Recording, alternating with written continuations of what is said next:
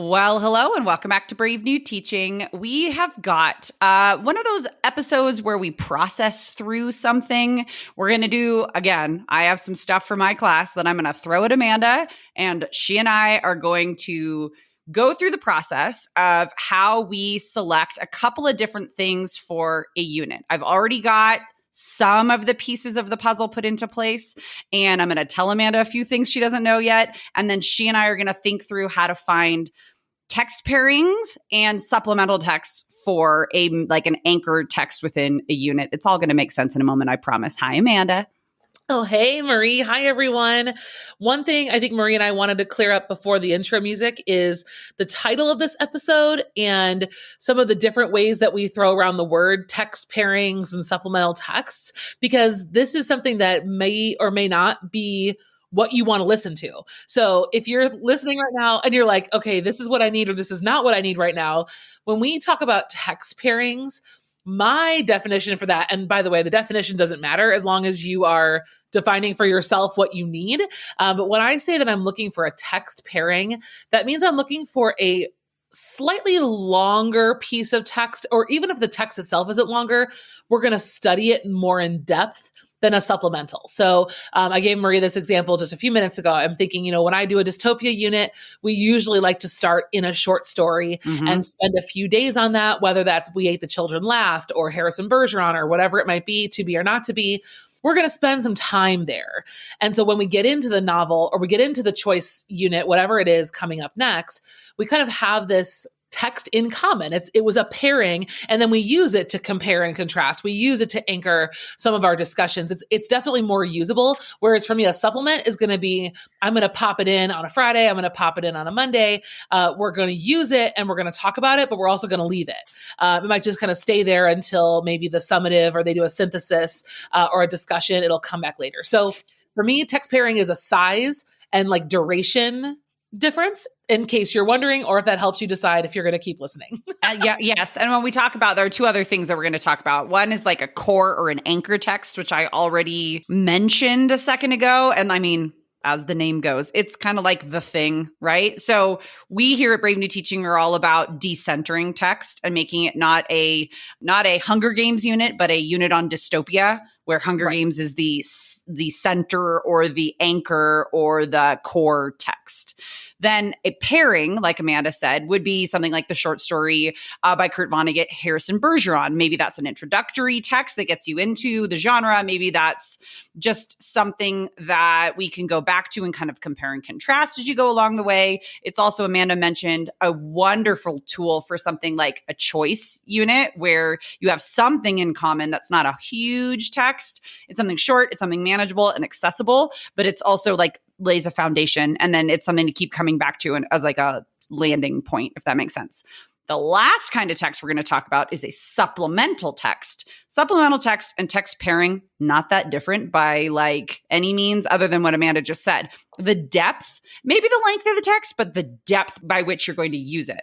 So most TED Talks, most articles, even poetry, maybe short stories or story excerpts, things like that in my classroom and in Amanda's classroom are going to be generally considered and used as supplementals.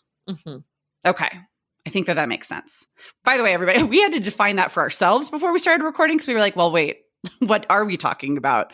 To make sure that we're super, super clear, because what we're about to do is go through just kind of finding and a thinking through of finding a text pairing and at least two supplementals for a unit that I am planning using the anchor text Frankenstein. Who's ready to cue the music? Let's do it. Raise your hand. Cue the music.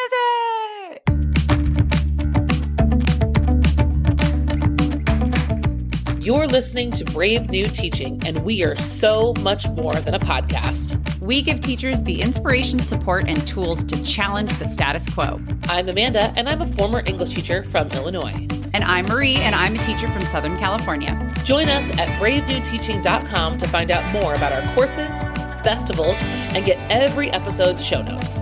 We're so glad you're here. Enjoy the show.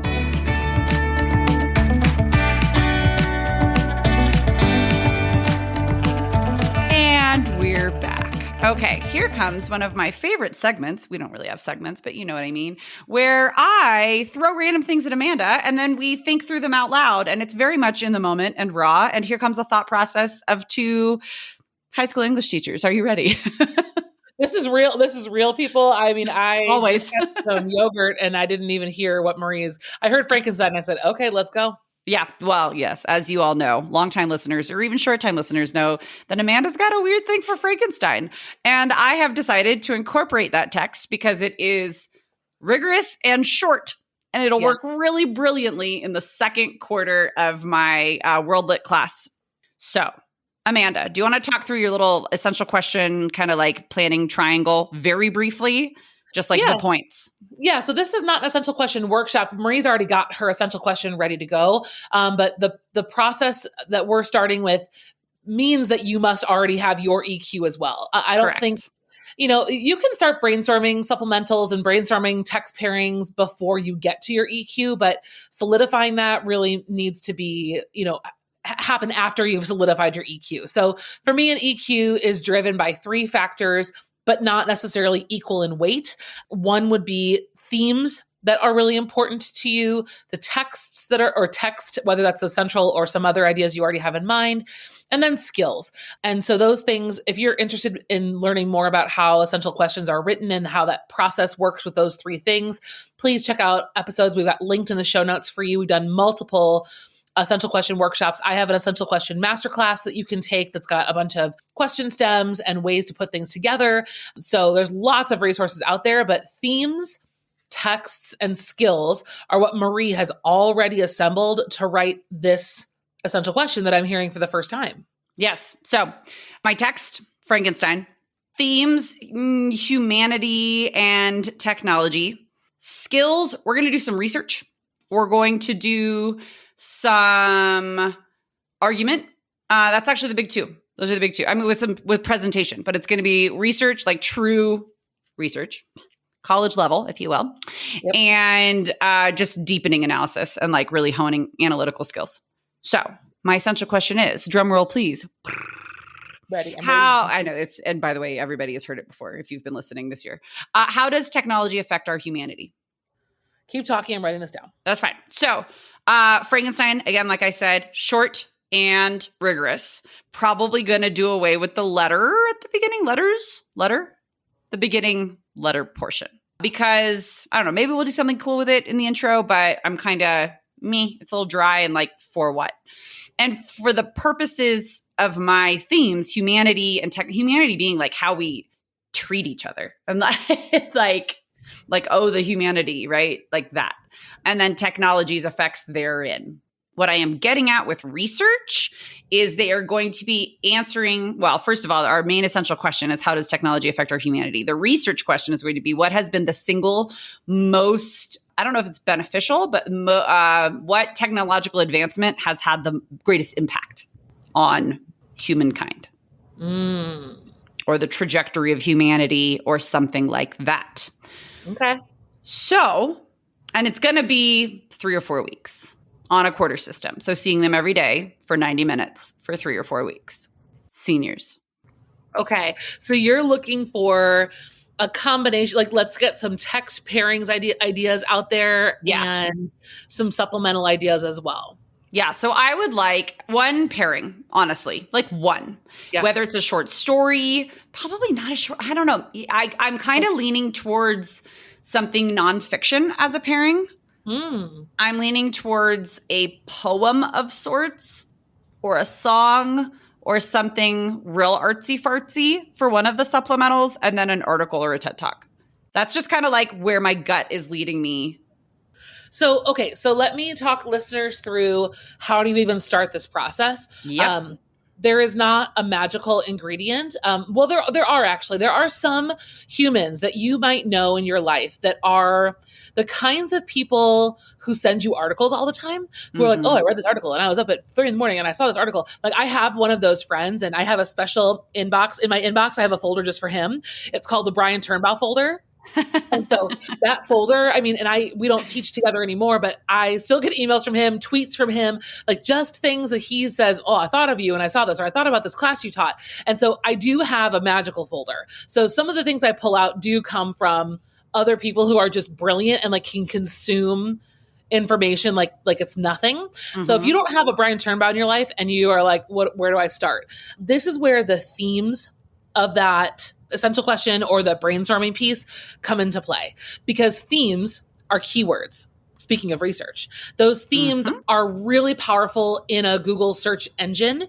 So starting at Google, I will type in probably the most basic version of that, which would be technology and humanity. I mean, that's where I start. Yeah. And from there, I start to sift through, and I usually will take notes on kind of like the different threads that it starts to take me on, because, you know, Google is basically a human. And so as I get through more and more, I'll start to take my searches other places. So maybe I've refined technology down to artificial intelligence. Maybe that's a little bit more specifically what I want, because I know what I know about Frankenstein. And there's that piece of, you know, him going from, right, a creature to being sensitive like a human. Like maybe artificial intelligence is the route we end up wanting to go. Mm-hmm. So maybe I take artificial intelligence and the future and that search term. So I kind of start to brainstorm and do synonyms of my original themes, which is exactly what we teach our students to do in research. So yes. That's really what I do. And then, so for me, it starts at Google, and then I go directly to TED. I do like to go to the TED search engine versus YouTube sometimes, because they like to recommend playlists on TED, which are really cool and really helpful. I don't need to sort through all of the random stuff on YouTube. I like to go straight to TED sometimes, and TED Ed for that matter. I'll even search Netflix sometimes with those. Oh, for sure. Yeah. So, you know, kind of like just go into your search engine glory and start digging through. I mean, it's not that hard. I mean, it's just kind of, it's another step if you've never done it before. So like, that's where I'm going to start. I just had a great idea. Well, this kind of goes against what I was saying. Okay. Maybe I want 2 pairings, because I kind of want to use Edward Scissorhands as one of my pairings. Okay. All right. So see, I got you going on a thing. Yes. And while the reason that I'm going against what I was saying. So, okay. Pause, Marie.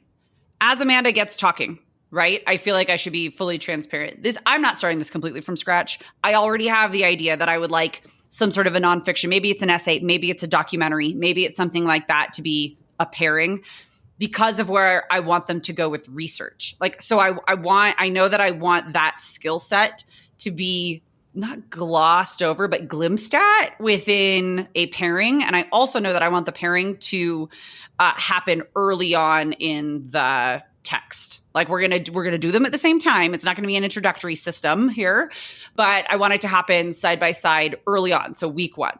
I also know that I want to really dig into their analytical skills. So I would like to pull something very artsy, like a song or a poem or a photograph or a piece, or other type of piece of visual art. So I've thought through a lot of these things, and I've tied them to my skills. Like that's how I think through this piece.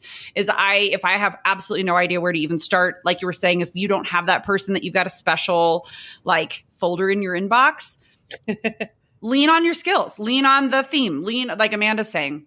Skills help me a lot, because I will block out my weeks. I will block out and template out my weeks, looking at my unit as a whole, look at all the skills I need to hit, right? And I'll kind of use those as like building blocks. By the way, those of you who have been through curriculum rehab, you are seeing all the things that we've taught you in curriculum rehab with new layers on top of them. This is just another, like you just took the little prism and turned it, and now you're just seeing it from a different angle as to how we do all of this stuff. Hello, friends. Please excuse the interruption of this episode. We wanted to let you know about something very, very exciting coming to you from Brave New Teaching.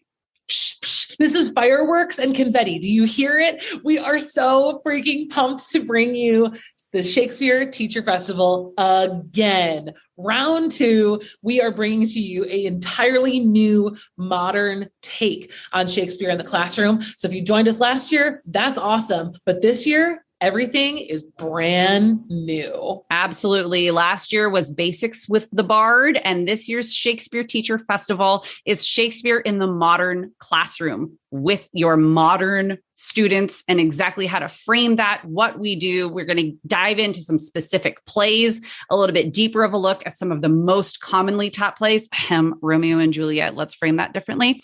And we can't wait to get started. So make sure that you head to the show notes or just go to bravenewteaching.com to get yourself registered. Make sure you bring in a couple of friends with you. It's going to be a good time. All right, let's get back into the show. So with all of that in mind, let's jump into where we're going to go. Okay, so let me write down in my notes that I want to use Edward Scissorhands as one of my pairings.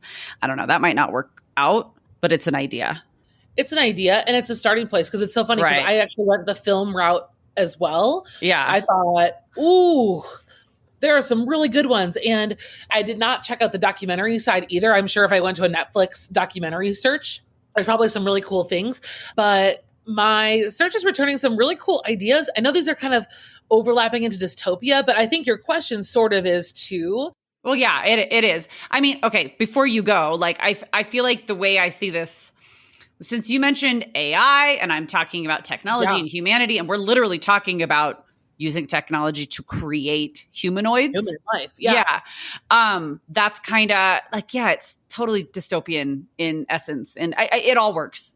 But that's cool. Like that's high interest for kids. Like that's a great, and part of that process is like these text pairings, these supplements are sometimes the only thing that some of your kids will actually read or experience. Because we know, we've talked about this in our other episodes, there's no guarantee that our kids are going to get page 1 to page end of that core text. And we're not going to stop everything we're doing and read it out loud to them. So we balance this unit with things that are high interest and are going to be kind of like that gateway into the core text. So to your point, I think AI is a really cool way to go. Blade Runner is an oldie. My gosh. I bet kids haven't seen it.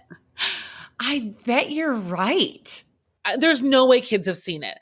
There are certainly some other, Terminator is definitely on that list. I mean, to see an old Arnold would be maybe kind of like really, and even RoboCop. Like some of these are, and then my first thought was actually before I started searching was WALL-E. I mean, yes. WALL-E is the epitome of that.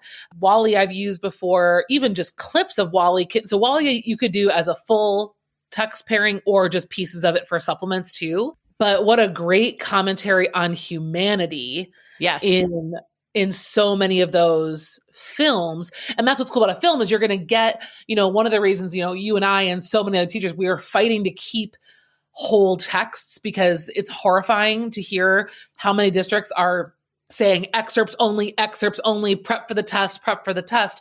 When we do excerpts, we don't get a range of humanic or character development. You don't get context. I mean, you get the context that's given. You don't get interpreted anything. Yeah, no, it is a big shame. Yes. Well, yes. And film exactly is like if you're looking for a text pairing but don't have time to do 2 books, doing your central text in a film, you're going to get that start to end development of complex character, development of theme. You're going to get tone, mood, setting, context, all of that stuff. So film was cool. I was also, have you ever seen Her, Joaquin Phoenix? Yes. I think falls in love with that. 100% guarantee. Students have not seen that. Not these students. 10 years ago. When did that even come out? 2013. Okay. Okay. It says IMDb because I'm researching a little bit here. Okay. It's as old as my oldest kid. So not that long ago. So, but they probably haven't. So why would they? Haven't seen it. No.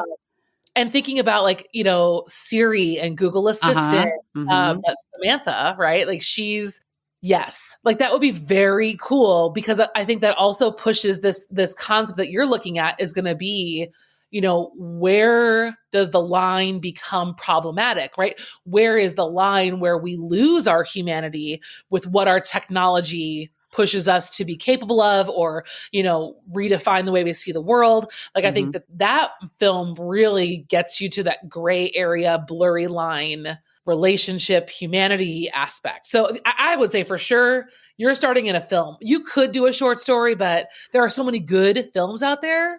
Well, honestly, I mean, time is a factor. Should it be? No, but it is. Time is a factor. And films are fun.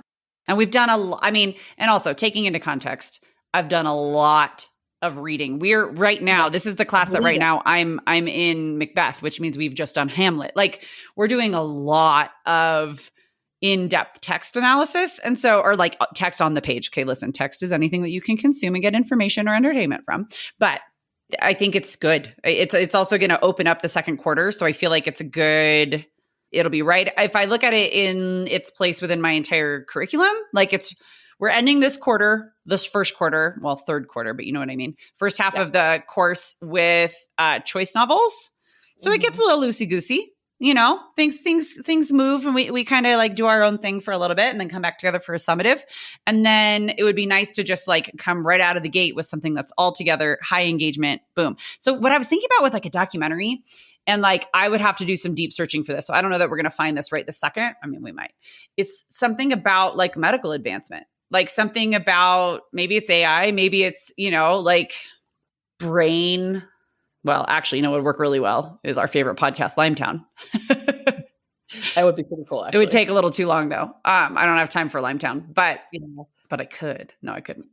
But something documentary, because I like the nonfiction aspect and the kind of research and like information that you find driving where you go next, the way that it does in a documentary, because I think that's a really important research skill that our kids just don't get to experience because they just like look for something and then use it.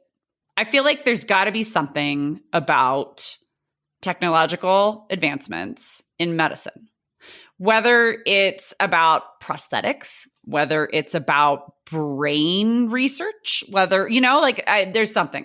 There's plenty of stuff. I mean, I'm just on Netflix. I just typed in medical on Netflix and I've got more than I can sort through right now. Okay. There looks like there's a docuseries called Diagnosis that looks kind of interesting.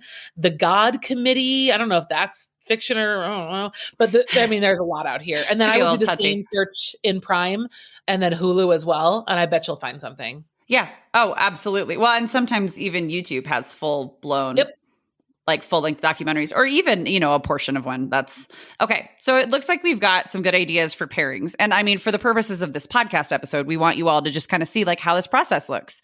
So now my next step for that, I've got some ideas. I think Her is probably where I'm going to go.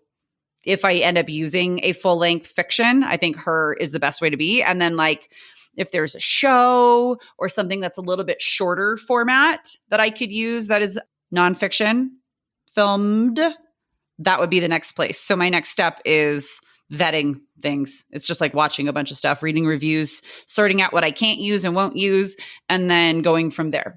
So when I recommend, and when I helped my teachers when I'm coaching them, I think Marie's process, because she's done this before, she's kind of already got it in her head too.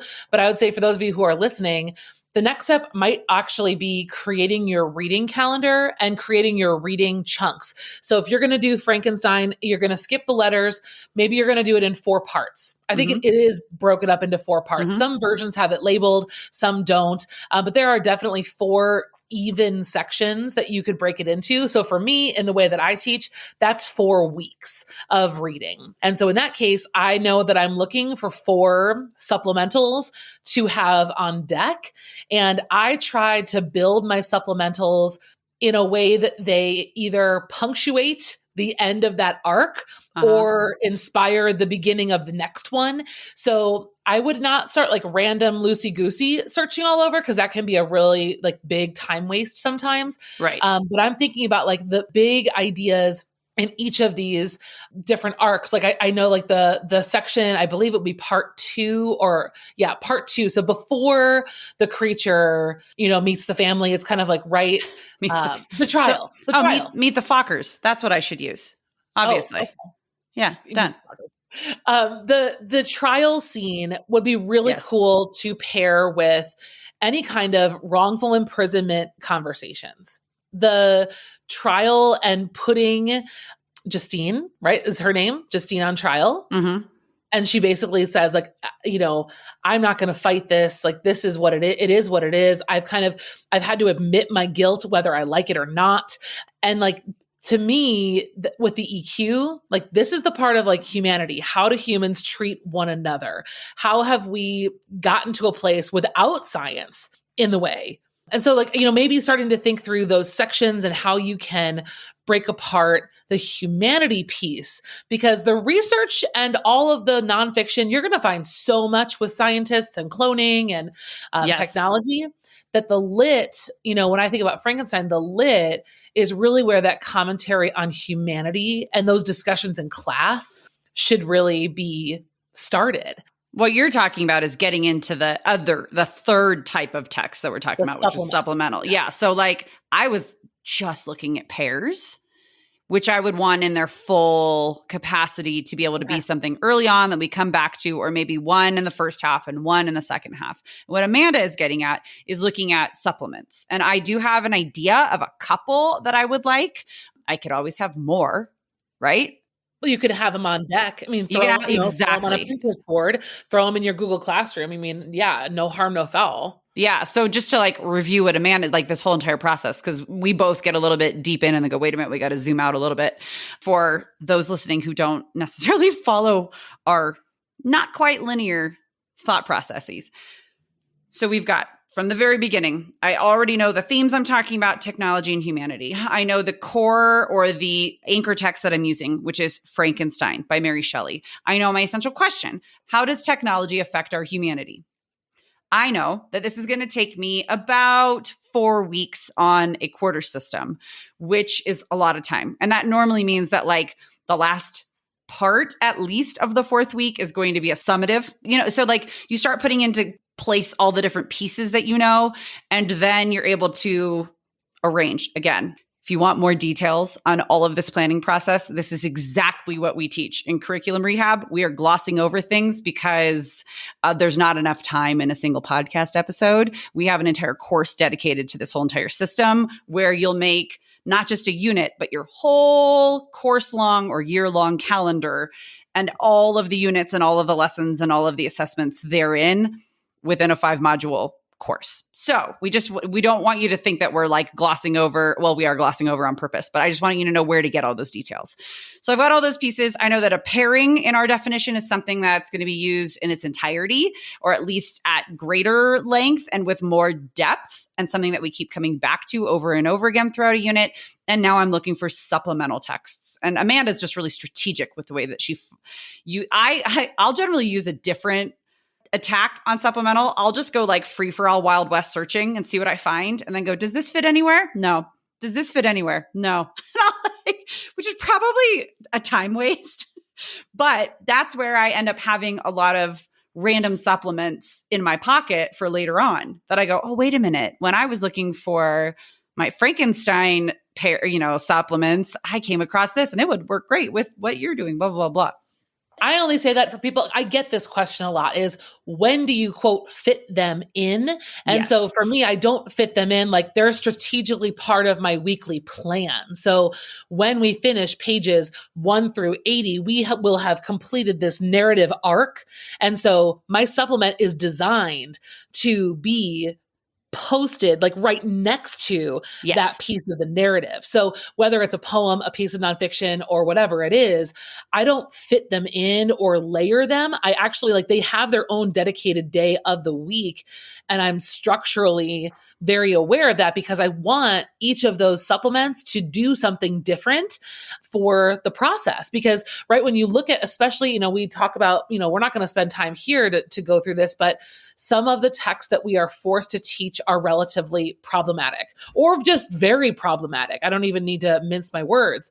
However, when we are decentering the text and we're talking to you about supplements and pairings, our supplements and our pairings, we are in control of a variety of voices, a variety of mediums, genres, difficulty and rigor levels. So many things, in Frankenstein, right, is Mary Shelley, good for you, but still kind of considered a classic, right? It's a canon text, but that doesn't mean there can't be non-canon voices in the unit. And we should really be intentional about thinking about how can this unit be representative.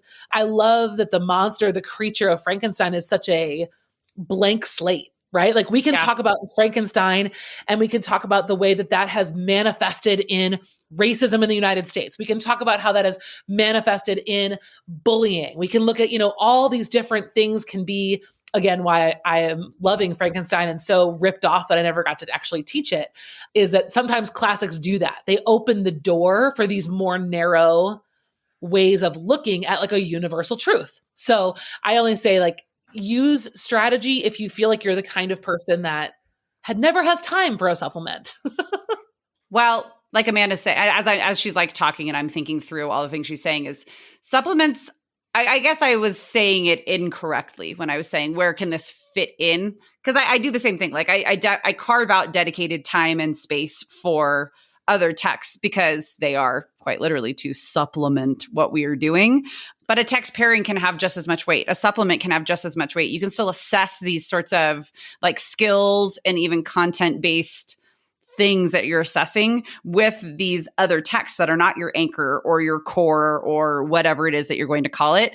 And it really does, when teachers out there like ourselves who feel pinched by expectations, pinched by our own, like what we know is right? And like bringing in diverse texts and like fresh voices and diversity of voice, supplements and pairings. If you are absolutely like prescribed what you have to teach, this is your way. This is your way to bring in and pair them against, or put them side by side, parallel with, I'm going to say the same thing over and over in different words. When you have prescribed curriculum, you have things that you have to teach because your supervisors, right? Like expect it out of you. Your team expects it out of you. Your community, like whatever it is, we're all in very different places all around the world. This is a way to like make your curriculum shine the way that you know it needs to, and to give your students what you know they need, and to give them the opportunities to hear and see voices that they don't otherwise get the opportunity to hear and see. Okay. Nailed it. Tirade over. Thank you. All of this is to say, I know it's helpful for you to hear me talk Marie through her one unit, but we just want to make sure that we zoom out and give you some of the context and things that feed our conversations offline that you're not always privy to. Yes. And that's really just where we're at in that thought process. So for me, the supplemental, even the text pairing, there's a lot of creative approaches and philosophies you can take on. I mean, whether that's, genre based, maybe you don't have a poetry unit, so you want to be really intentional about all your supplementals being poetry or music. I mean, you can do that. You can make sure that they're all nonfiction because that's something that you're really passionate about and that students really need more of. Go for it. If you want to hodgepodge it up, be my guest. I'm a big hodgy-podgy. Yes. And Marie also, okay, you guys don't know this. Well, I'm sure you do actually. Marie is a seasoned veteran teacher. She's been around the block a couple times. So getting lost in supplement world is something that you can afford to do when you are not scrambling to do other things that maybe earlier in your career you're scrambling to do. So all of this is, take with a grain of salt, take whatever version of my story, Marie's story, our approaches that is best to fit for you, and send us a DM if you want some more clarification. I mean, we're happy to do that. Yes. And we're happy to keep creating episodes like this because we know that not everybody out there has the other half of a duo like the two of us have, right? Like I'm very, very lucky. And I say this all the time on the podcast and in my other channels. I have friends in my department who I can talk to like this. I have friends at other schools in my district who are very close. We can drive to each other's houses and like have these conversations. I have Amanda with whom I have these conversations all day, every day. She's like nodding like, yes, I know, Marie, every day. We do. We have every each day. other. And we know that not everybody has that or has that kind of a comfort level. And so we're not saying, haha, you can only do it if you've got what we've got. We're saying this is what it can sound like. So if you can have this kind of a conversation with your notebook, or you can talk to yourself out loud and you can hear the thought process through with a couple of brains, it always helps me in my thought process hearing other people. So that's why we do. And we hear from you listeners that you like these types of episodes. So that's what we're here for, to help. And if we bring it all back to Frankenstein, to kind of close out here for listeners and for Marie, because you're the one listening right now. I think Marie's question has me in a very good kind of spin. Like I'm spinning with ideas. And I really think when it comes to humanity, I would focus on empathy. Yeah. Right. And like getting kids to answer that question, like, what does it take to have humility, or what is humanity? How do we show each other humanity? I mean, I think about the creature, and just like the parts where I cry in this book is a lack of empathy and understanding for another person, another creature. So humanity to me and empathy, they need to go together for sure. And just, I think even having kids making a list of what that is. I mean, that's huge. I mean, I think that's really important. And then of course the technology can go so many directions. Well, and I think a big thing to kind of close out, like getting back to the meat of what we're talking about too, that I want to focus on is society. What is the function of society? Why do we have community? Yes, biologically humans are pack animals, like survival at our biological state is often dependent on having others around us to help survive. But we're beyond that. And yet we still have a global community because of technology. So like, what is the function and purpose of society and of a like interconnected community on a small scale, a medium scale, a global scale? That's like one of the big conversations. Also, that's what I want to send seniors out into the world with, that kind of thought. Yeah. So that's empathy. That's humanity. That's like the angle that the conversation's going to go at, is like, yes, we are all but one little snowflake in a big snowdrift. I'm looking at snow out the window. So that's where I'm at. And looking at the things like what derails our empathy, what derails our humanity. I mean, for Victor Frankenstein, obsession, right? Like that's kind of where it begins. And then complete and total like lack of empathy. He's never able to get on board. He can't solve this problem. We're begging him, but it's just, God, I want to be a fly on the wall in your classroom as kids are learning about how this poor monster is turned away every single step. I'm excited. I will keep you all updated as I go. So thank you, Amanda. And thank you all for listening. We hope that this has been helpful. We hope that this has helped at least get like the thought process going, and you can see where we even start when we're looking for something to bring into our classroom, because that is intimidating to just not even know where to start. And it's going to be a good one. Thanks everyone for joining us. We would love, love, love your rating and review of the podcast on Apple Podcasts. That helps us so much in our ability to reach more teachers and share our support system, which is you and all of these resources here in our community. So we would love that from you. If you have a chance, just pause us, go on over there and write it up. Yes. And if you want more information about curriculum rehab, which I mentioned a little bit earlier, our like signature course where you will design your entire curriculum or you'll rehab your entire curriculum, head over to bravenewteaching.com and we have a place where you can go and find out more information about that. And with that, friends, we will bid you adieu. Thank you so much for joining us, and we will see you next time. Bye. Bye. Thanks again for listening to Brave New Teaching. We'd love to keep the conversation going over on Instagram. And while you're there, check out the links in our bio for the most up-to-date events going on in the Brave New Teaching community. Thanks for being here, and have a great week at school.